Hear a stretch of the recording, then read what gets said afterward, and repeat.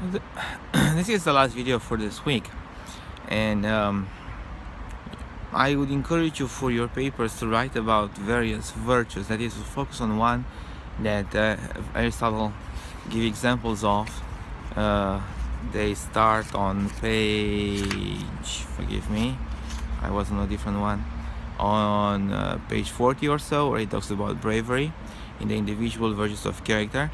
And for your paper, maybe you choose one of those virtues: temperance, courage, uh, generosity, whatever you may want to choose, and then discuss it in your papers. Try to concentrate also on examples and try to see especially how virtue is a mean. But before that, I will just say some things about virtue in general. So if you look on page 25, the first full paragraph 15 actually, he says this, and I will read it. Virtue then is a state that decides, consisting in a mean, the mean relative to us, which is defined by reference to reason, that is to say, to the reason by reference to which the prudent person would define it. It is a mean between two vices, one of excess and one of deficiency. Now, let me concentrate a little bit on this idea that virtue consists in a mean, and the mean is also relative to us. That means that a virtue may find one place in connection with me and a different place in connection with another person, with connection with you, for example, right? Or think about courage. Am I courageous if I am in a battle and I fight 10 people? Probably not. It's rashness. It's vice. I am not deliberating about the right outcome. If I were Schwarzenegger, however, Arnold Schwarzenegger, then 10 people would be just nothing. And if you see in movies with Arnold Schwarzenegger, he's fighting hundreds. That is a courageous man. But what I'm trying to say, however, is that my courage is different than his courage, or the outcome of my courage is different than his, because my mean is different. I don't have Arnold Schwarzenegger muscles. So for me, it would be irrational to fight 10 people. However, if I have to find one person and I run away from fighting, that shows that I do not have the virtue.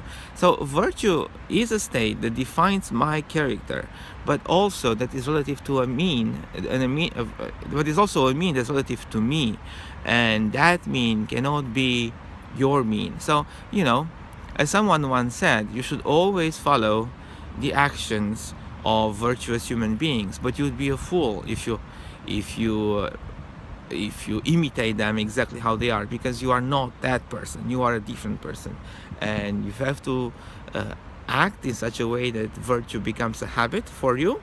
I'm not giving a lecture now, I'm just telling you how it would be. I'm not giving you how you should act, that's what I mean.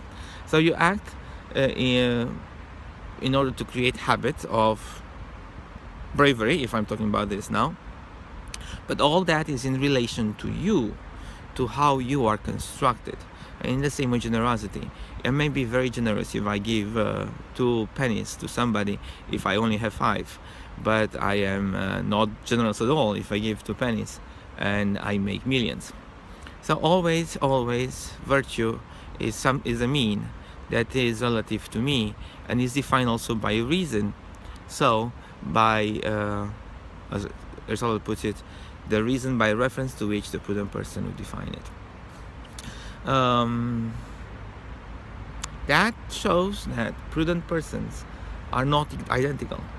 Prudent persons act from the same state, but they themselves are individual beings. That doesn't mean that Aristotle is relative. There is a train passing by. Well, anyway, so that doesn't mean that Aristotle is a relativist, that, good is different and so on. No, virtue is virtue. Courage is always one thing. However, courage is understood differently depending on the various human beings that act courageously.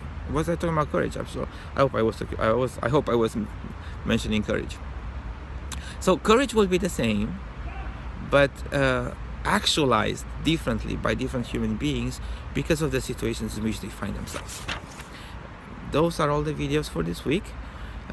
Enjoy them, and now I'm off to the conference. I have to print my paper and to present it. See you soon. Bye. See you still on video next week from Peoria, I hope. See you.